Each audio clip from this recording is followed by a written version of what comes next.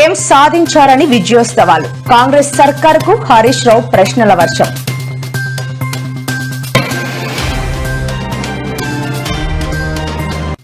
మత్స్యకారులకు Pawan Kalyan good news. 100 రోజుల ప్రణాళిక అమలుపై సమీక్ష.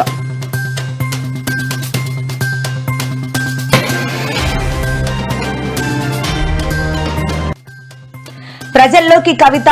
అక్టోబర్ 25 నుంచి రాష్ట్ర వ్యాప్తంగా జాగృతి జనయాత్ర.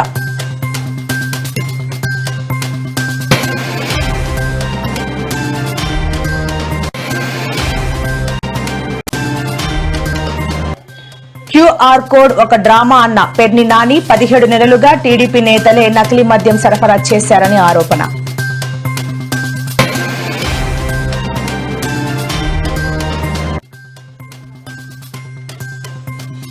కాంగ్రెస్ పార్టీ బీసీ రిజర్వేషన్ కు కట్టుబడి ఉన్నది స్పష్టం చేసిన డిప్యూటీ సీఎం బట్టి విక్రమార్క.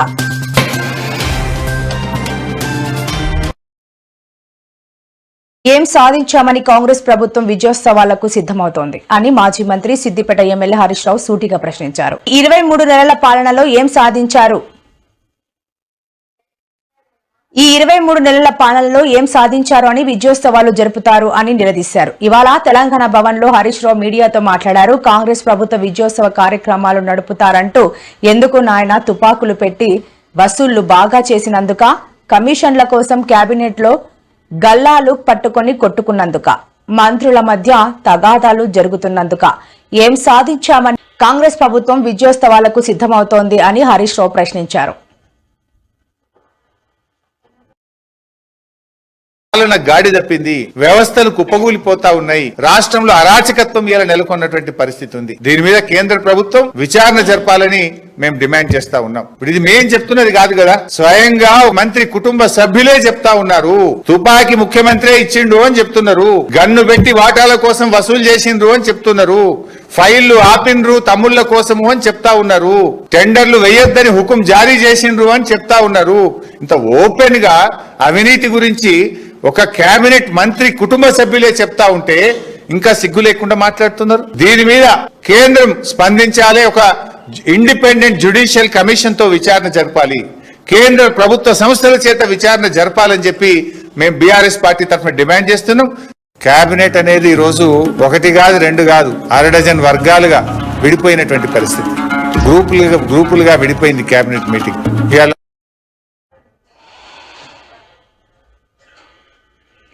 ఉప్పాడ తీర ప్రాంత గ్రామాల మత్స్యకారుల జీవితాల్లో మెరుగైన మార్పులు తీసుకొచ్చేందుకు ఉప ముఖ్యమంత్రి పవన్ కళ్యాణ్ అధికార యంత్రాంగం శాస్త్రవేత్తలతో చర్చించారు. మత్స్యకారులలో చేపల వేట సామర్థ్యాన్ని మరింత పెంపొందించేందుకు ఉన్న అవకాశాలు, మత్స్యకారులకు అదనపు ఆదాయం సముపార్జనకు తీసుకోవాల్సిన చర్యలపై సుదీర్ఘంగా చర్చించారు. 100 రోజుల ప్రణాళిక అమలుపై పంచాయతీరాజ్, గ్రామీణాభివృద్ధి, మత్స్యశాఖ ఉన్నతాధికారులతో పాటు central marine fisheries research institute Visakha శాస్త్రవేత్తలతో సమీక్ష సమావేశం నిర్వహించారు.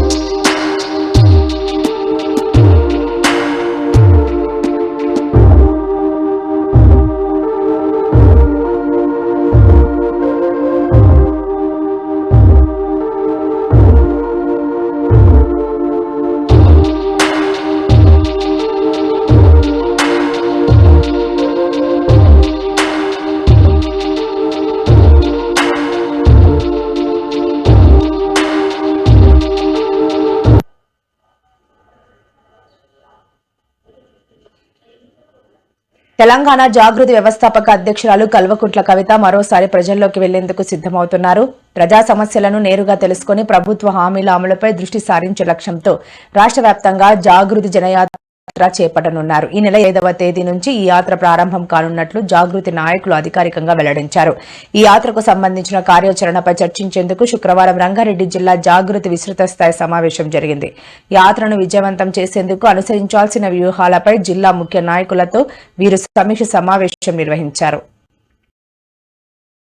జాగృతి పెట్టినప్పటి నుంచి జాగృతి సంస్థ బలోపేతం చేయడంలో పెద్ద ఎత్తున ఉపాధ్యాయులే పాత్ర పోషించిండ్రు. చాలా సందర్భాల్లో చాలా జిల్లా అధ్యక్షులుగా, చాలా మండల అధ్యక్షులుగా, గ్రామ స్థాయిలో కూడా ఉపాధ్యాయులు పనిచేసి చాలా బలమైనటువంటి సెక్షన్ జాగృతి యొక్క భావజాలాన్ని, మన సంస్కృతి యొక్క ప్రత్యేకతని తీసుకొని వెళ్ళిండ్రు. ప్రత్యేకించి ఎప్పుడైతే కోటి బతుకమ్మల జాతర అనౌన్స్ చేసినామో ఇప్పటికి కూడా నాకు బాగా గుర్తు, మొత్తం తెలంగాణ టీచర్ జేఏసీ అనే ఉద్యమంలో ఏదైతే పెట్టుకున్నామో ప్రతి ఒక్క టీచరు ప్రతి ఒక్క స్కూల్లో పిల్లలతో బతుకమ్మలు ఆడించి మీకెందుకక్క స్కూళ్ళలోనే మేము మీకు కోటి బతుకమ్మలు చేసిస్తామని నెల రోజులు కూడా కోటి బతుకమ్మ జాతరలు జరిపినటువంటి ఉపాధ్యాయ మిత్రులందరికీ కూడా హృదయపూర్వకంగా వందనాలు తెలియజేస్తా ఉన్నాను.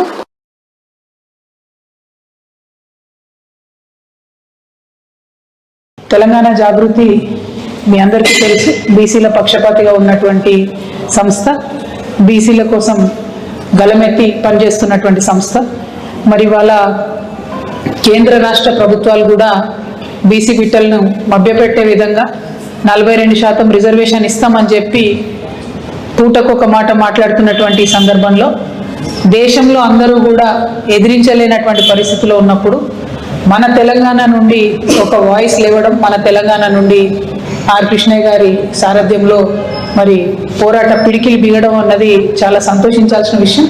ఖచ్చితంగా రేపు చేపట్టేటటువంటి బంద్లో ఎక్కడికక్కడ తెలంగాణ వ్యాప్తంగా తెలంగాణ జాగృతి శ్రేణులందరం కూడా పాల్గొంటామని ఈ సందర్భంగా మేము తెలియజేస్తూ, మరి ఇది ప్రారంభమే, ఇంకా పెద్ద ఎత్తున పోరాటాలు కూడా బీసీల పక్షాన చేయాల్సినటువంటి అవసరం ఉంది. అల్టిమేట్గా కులగణన జరగాలి. పార్లమెంట్లో బీసీల రిజర్వేషన్ చట్టం పెట్టి రాజ్యాంగ సవరణ ద్వారా మాత్రమే మన హక్కులను కాపాడుకోబడుతుంది అని చెప్పి చాలా బలంగా జాగృతి నమ్ముతున్నది. దానికోసమే అల్టిమేట్ గోల్గా పోరాటం కూడా చేస్తాం. మరి ఒక పక్క ఢిల్లీలో ఆ పోరాటం అయితే, క్షేత్రస్థాయిలో గ్రామ గ్రామానికి పోయి మన బీసీ బిడ్డలందరిలో కూడా చైతన్యాన్ని నింపుకొని మరి పోరాట పటిమను పెంచేందుకు కూడా మన వంతు ప్రయత్నం కూడా చేద్దామని ఈ సందర్భంగా తెలియజేస్తూ, మీరు వచ్చి మద్దతు అడిగే అవసరమే లేదు, మా మద్దతు ఆల్రెడీ ఉన్నది, ఉంటది కూడా. కానీ మీరు జాగృతి సంస్థ పట్ల చూపెట్టినటువంటి గౌరవానికి మనస్ఫూర్తిగా నమస్కారాలు తెలియజేస్తూ, నాకు జాగృతి దేశంలో మద్యం అమ్మకాలపై ప్రభుత్వం ప్రవేశపెడుతున్న క్యూఆర్ కోడ్ విధానం ఒక పెద్ద డ్రామా అని రాష్ట్ర వ్యాప్తంగా వెలుగు చూసిన కల్తీ మద్యం దందాను కప్పిపుచ్చేందుకే ఈ నాటకాలకు తెరలేపారని మాజీ మంత్రి వైసీపీ నేత పెర్ని నాని విమర్శించారు. మద్యం బాటిళ్లపై క్యూఆర్ కోడ్ విధానాన్ని తామే కనిపెట్టినట్లు ముఖ్యమంత్రి చంద్రబాబు గొప్పలు చెప్పుకోవడం హాస్యాస్పదంగా ఉందని ఆయన ఎద్దేవా చేశారు. జగన్ ప్రభుత్వ హయాంలోనే ఫ్యాక్టరీ నుంచి వచ్చే ప్రతి మద్యం బాటిళ్లకు క్యూఆర్ కోడ్ ఉండేదని గుర్తు చేశారు. ఏ స్థాయిలోకి తీసుకొని పోయినారు అని అంటే, లిక్కర్ అనేది మన పార్టీ హయాంలో ఎక్కడ కూడా ఎటువంటి అవకాశం కూడా ఉండకూడదు, లిక్కర్లో క్వాలిటీ అనేది ఒక అంశంగా కూడా ఉండకూడదు అనే ఉద్దేశంతో వైఎస్ఆర్సీపీ హయాంలో ఏకంగా లిక్కర్ తయారు చేసే కంపెనీలు ప్రఖ్యాతగాంచిన డిస్టిలరీస్ నుంచే ప్రొక్యూర్ చేసేటివి. అవి కూడా 20 ఎంపానల్డ్ డిస్టిలరీస్ కూడా మనం ఎంపానల్ చేసినవి కాకపోయినా కూడా they are all empanelled distilleries. వాటి నుంచి మాత్రమే ప్రొక్యూర్మెంట్ జరిగేది. అక్కడ కూడా క్వాలిటీ చెక్ జరిగేది. అక్కడ కూడా క్వాలిటీ చెక్ చేసిన తర్వాత అవి ఎటువంటి తప్పుదోవలు పోకోకుండా నేటుగా ప్రభుత్వ దుకాణాల్లోకి మాత్రమే వచ్చేది. చెక్ అయిపోయిన తర్వాత ఆ బాటిల్ మీద క్యూఆర్ కోడ్ ఉండేది. ఆ గవర్నమెంట్ షాప్ లో ప్రతి బాటిల్ అమ్మేటప్పుడు క్యూఆర్ కోడ్ స్కాన్ చేసి అమ్మేవాళ్ళు. 100% మంచి క్వాలిటీ, రెప్యూటెడ్ ఎన్లిస్టెడ్ డిస్టిలరీల నుంచి మాత్రమే procured material అమ్ముడుపోయేది.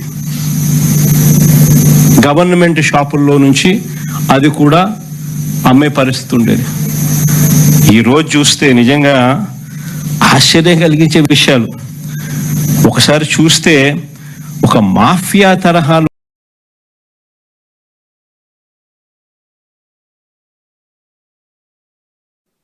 Jagan QR code అనేది అంటే మద్యం అమ్మకాలలో క్యూఆర్ కోడ్ అనేది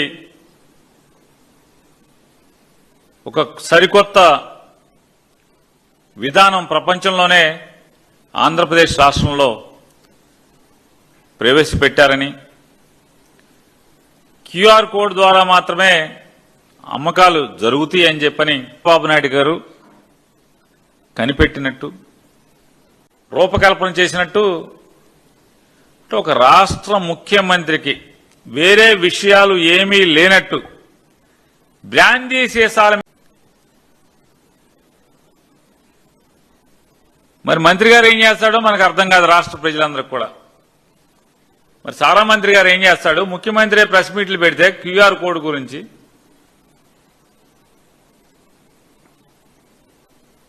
ఆ సారా మంత్రి గారు ఇంకా గొప్పోడు,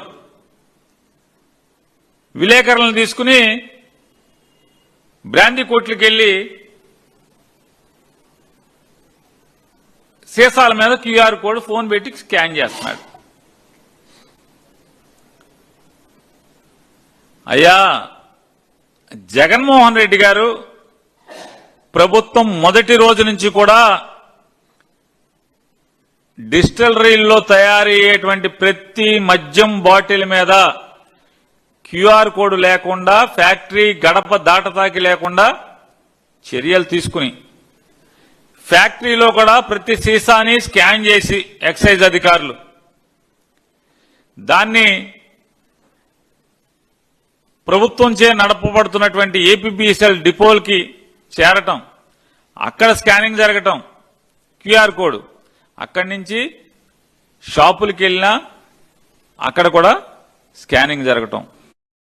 ధైర్యపడకు, అండగా నేను ఉంటానని BRS working president Sircilla MLA Kalvakuntla Taraka Ramarao Errala Srinivas కు భరోసానిచ్చారు. ఈ నెల 9వ తేదీన మాజీ SC ST commission chairman Errolla Srinivas తండ్రి ఎర్రోళ్ల విఘ్నయ్య అనారోగ్యంతో మృతి చెందగా కేటీఆర్ పరామర్శించి ఓదార్చారు.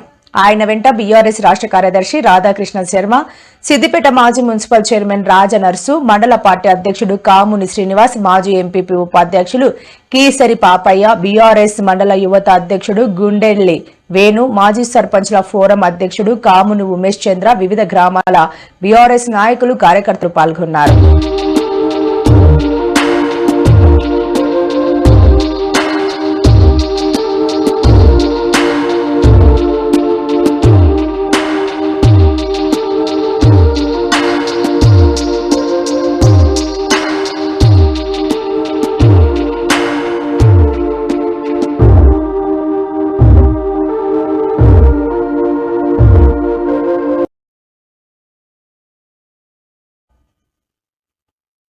కాంగ్రెస్ పార్టీ 42% బీసీ రిజర్వేషన్ బిల్లుకు కట్టుబడి ఉన్నామని రాష్ట్ర డిప్యూటీ సీఎం బట్టి విక్రమార్క తెలిపారు. ఖమ్మం సంజీవరెడ్డి భవన్ లో ఏర్పాటు చేసిన విలేకరుల సమావేశంలో ఆయన మాట్లాడారు. 9వ షెడ్యూల్ ప్రకారం బీసీ రిజర్వేషన్ బిల్లు పెట్టాలని కేంద్రాన్ని అడిగితే పట్టించుకోలేదని ఆరోపించారు. బీసీ రిజర్వేషన్ బిల్లును అసెంబ్లీలో ఆమోదించి రాష్ట్రపతి ఆమోదానికి పంపించినా కూడా నెలల తరబడి బిల్లు గురించి పట్టించుకోవడం లేదని తెలిపారు.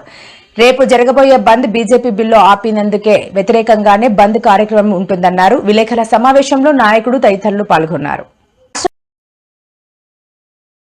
మరి క్యాప్ తొలగించిన తర్వాత అట్లాగే 42% రిజర్వేషన్ బిల్లు శాసనసభలో ఏకగ్రీవంగా పాస్ చేసిన తర్వాత రాష్ట్ర ప్రభుత్వం ఆ బిల్లుకు సంబంధించి గవర్నర్ గారికి పంపిస్తే గవర్నర్ గారు భారత రాష్ట్రపతికి అంటే భారత ప్రభుత్వానికి భారతీయ జనతా పార్టీ నాయకత్వంలో ఉన్నటువంటి నరేంద్ర మోడీ గారు ప్రధానమంత్రిగా ఉన్న ఈ ప్రభుత్వం కేంద్ర ప్రభుత్వానికి ఈ 2 బిల్లులను పంపించడం జరిగింది. సో బిల్లుని పాస్ చేసి 42% రిజర్వేషన్ ని 50% క్యాప్ ని ఎత్తేసి పంపించినటువంటి బిల్లు గత కొన్ని మాసాలుగా కొన్ని నెలలుగా కేంద్ర ప్రభుత్వం దాన్ని చట్టబద్ధంగా అంటే పార్లమెంట్లో 9th షెడ్యూల్లో పెట్టమని అడిగితే కూడా పెట్టకుండా మేము పాస్ చేసిన బిల్లుని ఆమోదించి వెంటనే ఈ రాష్ట్రంలో ఉన్నటువంటి బీసీలకి 42% రిజర్వేషన్ వచ్చేటట్టుగా చేసిన విధానాన్ని ఆమోదించి పంపించకుండా అడ్డుకట్ట వేసి ఆపి ఈరోజు రాష్ట్రంలో ఉన్నటువంటి ఓబీసీల 42% రిజర్వేషన్ని అడ్డుపడుతున్నటువంటి భారతీయ జనతా పార్టీ నైజం ఈ రాష్ట్ర ప్రజలకే కాదు దేశం మొత్తానికి కూడా తెలిసింది. ఉద్యోగం అంటే కేవలం పని వేతనం ఒక్కటే. రాష్ట్రంలో ఫ్రీ బస్ పథకం కొనసాగుతోంది. టికెట్ కు డబ్బులు లేకుండా ఉచితంగా మహిళలు ప్రయాణిస్తున్నారు. అయితే కొన్ని సమయాల్లో ఆర్టీసీ బస్సుల్లో ఉద్రిక్తతలు చోటు చేసుకుంటున్నాయి. బస్సులో సీటు కోసం కొందరు మహిళలు గొడవ పడుతున్నారు. తమదంటే తమదే అంటూ ఘర్షణ పడుతున్నారు. జుట్టు పట్టుకుని మరీ కొట్టుకుంటున్నారు. ఈ వీడియోలు సోషల్ మీడియాలో వైరల్ అవుతున్నాయి.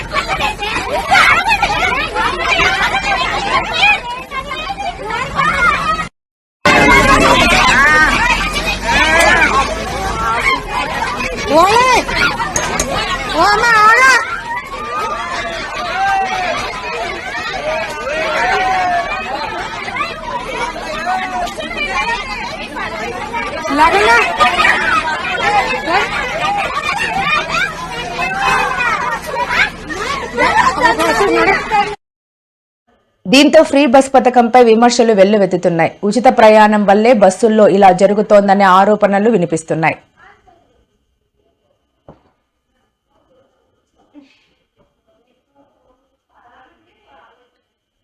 భవిష్యత్తును మార్చేది సంస్కరణలేనని ఏపీ ముఖ్యమంత్రి చంద్రబాబు అన్నారు. మారుతున్న కాలానికి అనుగుణంగా సంస్కరణలు తీసుకురావాల్సిన అవసరం ఉందని చెప్పారు. జీఎస్టీ సంస్కరణలపై రాష్ట్ర ప్రభుత్వం నిర్వహించిన సూపర్ జీఎస్టీ సూపర్ సేవింగ్స్ ప్రచారంలో భాగంగా విద్యార్థులకు నిర్వహించిన పోటీల్లోని విజేతలు శుక్రవారం ముఖ్యమంత్రిని రాష్ట్ర సచివాలయంలో కలిశారు. 13 ఉమ్మడి జిల్లాలకు చెందిన 17 మంది విద్యార్థులు విజేతలుగా నిలిచారు. విజేతలకు సీఎం చంద్రబాబు సర్టిఫికెట్లను అందించారు.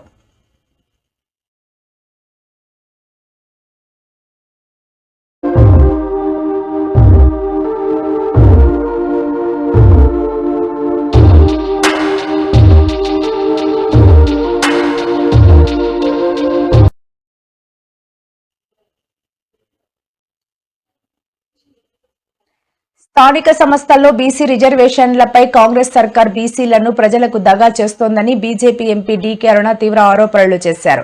ఇవాళ ఆమె మహబూబ్ నగర్ లో మీడియాతో మాట్లాడుతూ బీసీ రిజర్వేషన్లపై కాంగ్రెస్ పార్టీకి అసలు చిత్తశుద్ధే లేదని తెలిపారు. అసలు ప్రభుత్వ విధానమే సరిగ్గా లేదని, బీసీ రిజర్వేషన్లపై ఇచ్చిన జీవో కోర్టులో నిలబడదని తాను అప్పుడే చెప్పానని కామెంట్ చేశారు. బీసీలను ప్రజలను రాష్ట్ర ప్రభుత్వం దగా చేస్తోందని ఫైర్ అయ్యారు.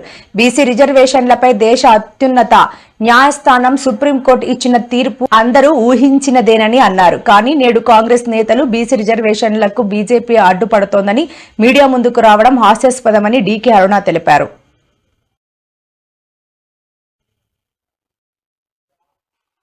దేశ రాజధాని ఢిల్లీలోని ప్రతిష్టాత్మక ఢిల్లీ యూనివర్సిటీలో ఓ అనూహ్య ఘటన చోటు చేసుకుంది.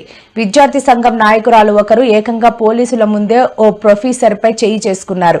ఈ సంఘటనకు సంబంధించిన వీడియో సోషల్ మీడియాలో వైరల్ కావడంతో తీవ్ర దుమారం రేగుతోంది. ఈ ఎన్నికల్లో అధ్యక్షుడిగా ఎన్ఎస్యుఐ అభ్యర్థి గెలుపొందగా ఏబీవీపీ సభ్యులు 2 స్థానాల్లో విజయం సాధించారు. అయితే గెలిచిన ఎన్ఎస్యుఐ అభ్యర్థిపై ఏబీవీపీ కార్యకర్తలు దాడి చేశారని ఆరోపణలు వచ్చాయి. की गुंडागर्दी थमने का नाम नहीं ले रही है. अब दिल्ली विश्वविद्यालय के बीआर